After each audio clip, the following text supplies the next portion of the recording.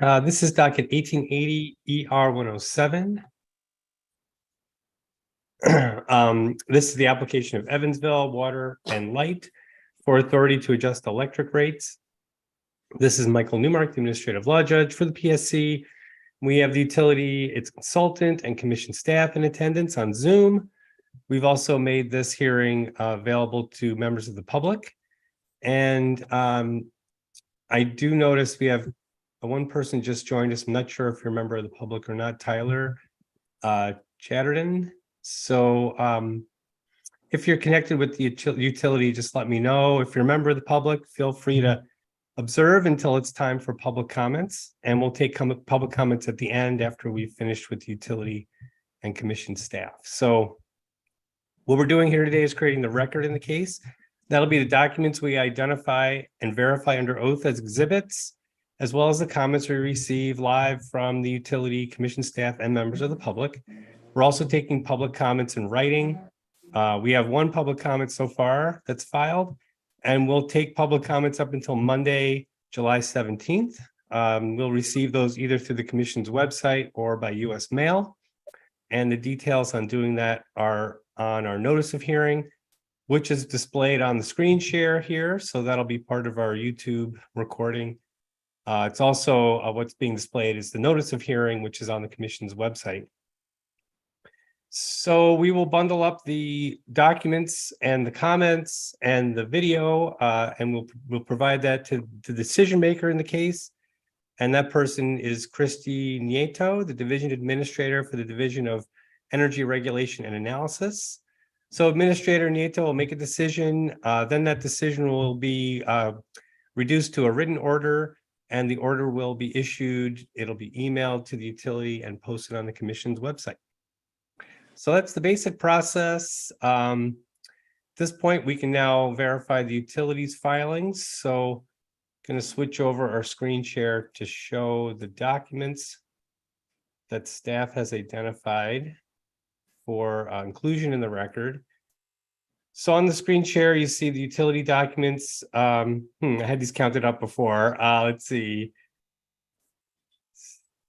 8 documents altogether. See, one of them being the customer notice, which I believe is already verified. So that is the Evansville notice of hearing. That being verified, I can accept that without any more process here. The rest of the documents look to be more technically related, the application and related information and data request responses. So who's the best person in attendance that can verify those documents for us? I can do that. Okay, great. So I'll swear you in first. Raise your right hand. And do you swear or affirm, tell the truth, the whole truth, and nothing but the truth? I do. Okay, great. State your name for the record. Jason Sargent. Okay. And you're employed by the utility, is that correct? Yes. Okay. So we see let's see, 7 rest of those documents here, the 7 remaining documents. Can you see that on your screen? Yep. Okay. Are those documents complete and correct to the best of your knowledge? Yes. Okay. So do you have any comments you'd like to add? I don't at this time, no. Okay, that's fine. All right, so those documents we'll put in the record. Does anyone else wish to speak on behalf of the utility? No? Okay. So I'll move on to commission staff. We'll take care of the revenue requirement exhibit first. So who is going to verify that document first? Okay, so we have Bessie Split. Raise your right hand. Do you swear or affirm? Tell the truth, the whole truth, and nothing but the truth? I do. Okay. So can you confirm that the revenue requirement exhibit is complete and correct to the best of your knowledge? I can. Okay, and it is? It is. Yes, okay, great. Any comments you'd like to make? I don't have any comments at this time. Okay, and just for my knowledge, we also have the exhibit listed PSC ITER 2. Is that the same document in substance as the revenue requirement? Or maybe I'm mixing that up? Is that ITER? No, that's not. Those are separate. Okay, different documents. Okay. Okay, so that's revenue requirement. Oh, any other documents you need to verify, or we'll move on to Andrew? I don't have any other documents at this time. Okay, all right. So now we'll take Andrew Eider. Raise your right hand. Do you swear or affirm to tell the truth, the whole truth, and nothing but the truth? I do.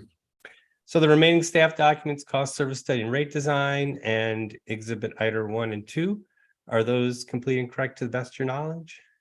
Yes, aside from the 2 changes you'll find in the suggested changes to exhibit PSC ITER 2 retail rate tariffs that the utility submitted as a correspondence, the 2 points in there's just a couple of things to clean up in exhibit 2 and the attached tariff there. So I'll make those changes for the final appendix and exhibits.